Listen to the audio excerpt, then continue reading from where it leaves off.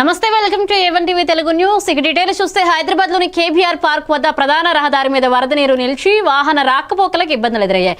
ఈ వరద నీరు క్లియర్ చేసేందుకు ట్రాఫిక్ అలాగే హైడ్రా జిహెచ్ఎంసీ అధికారులు శ్రమిస్తున్నారు. మోటార్ల ద్వారా నీటిని అధికారులు పంపుతున్నారు. ప్రధాన రహదారి కావడంతో వాహనాలు నెమ్మదిగా కదులుతున్నాయి. కేబీఆర్ పార్క్ వద్ద ప్రధాన రహదారి మీద